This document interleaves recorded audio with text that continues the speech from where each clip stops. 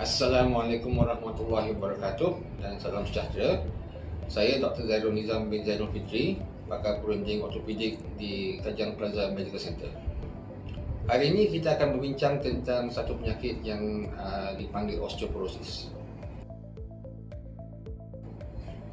Osteoporosis adalah satu keadaan dan satu penyakit di mana tulang badan kita menjadi bertambah rapuh dan menjadi senang untuk mengalami kepatahan, dan keadaan ini melibatkan hampir ke semua jenis tulang yang ada di badan, tetapi lebih kerap berlaku pada tulang peha, tulang pergelangan tangan dan juga di tulang belakang. Keadaan ini lebih berlaku pada para wanita disebabkan oleh faktor-faktor tertentu yang melibatkan kesan-kesan pada hormon mereka.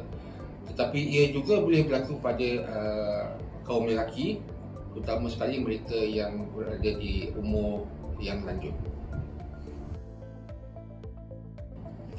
Apakah kepentingan kita mengetahui tentang osteoporosis?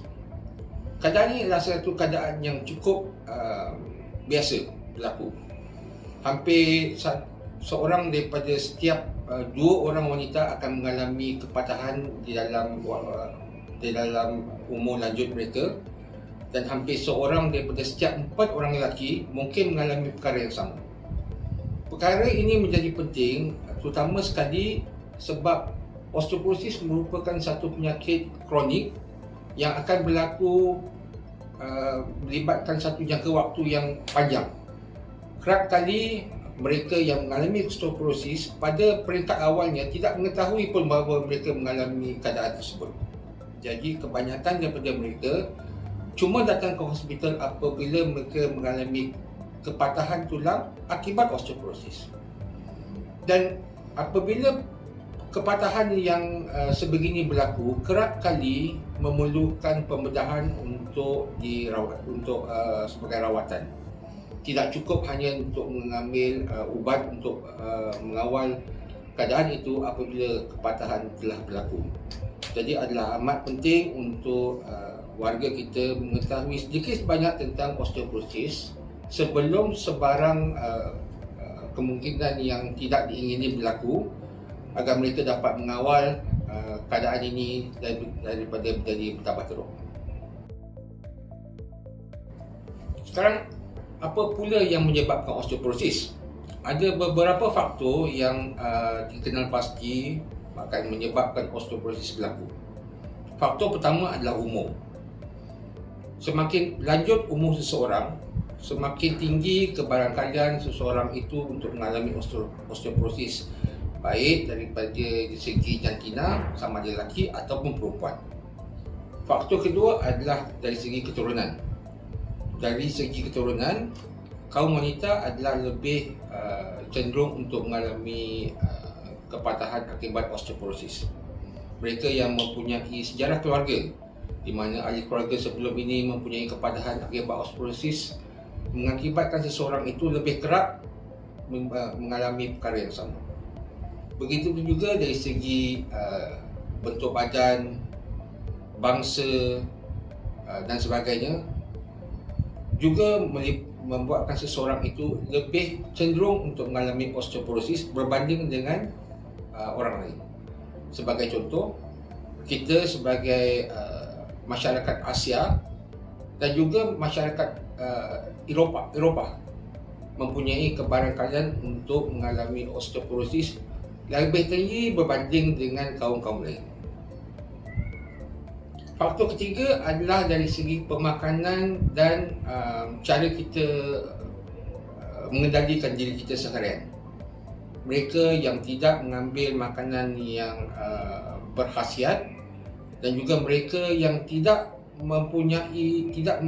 mengamalkan aktiviti yang mencukupi juga mempunyai kebarangkalian yang tinggi untuk mengalami osteoporosis. Dan yang terakhir sekali adalah dari segi pengambilan ubat. Sesetengah ubat akan mengganggu metabolisme kalsium di dalam badan kita, mengakibatkan kita lebih cenderung untuk mengalami osteoporosis. walaupun pada umur yang jauh lebih muda berbanding dengan osteoporosis biasa. Jadi sekiranya anda mengambil ubat seperti ubat steroid dan sebagainya, kebarangkalian untuk mengalami osteoporosis pada waktu muda adalah lebih tinggi berbanding biasa. Bagaimanakah osteoporosis ini dirawat? Rawatan untuk osteoporosis boleh kita bahagikan pada dua. Rawatan sepenuhnya dan juga dari segi pencegahan. Sebagai rawatan untuk osteoporosis, terdapat beberapa jenis ubat dan suplemen yang kita boleh beri pada pesakit untuk meningkatkan kandungan kalsium di dalam badan, di samping menguatkan tulang yang mudah rapuh. Terdapat juga ubat-ubat yang boleh kita beri untuk mengurangkan kesakitan yang timbul akibat daripada osteoporosis. Sekiranya telah pun berlaku kepatahan pada pesakit tersebut, beliau biasanya terpaksa menjalani sedikit sebanyak pembedahan untuk membetulkan tulang yang sudah patah itu kepada keadaan normal, di samping mengekalkan tulang itu pada keadaan yang optimal untuk penyembuhan.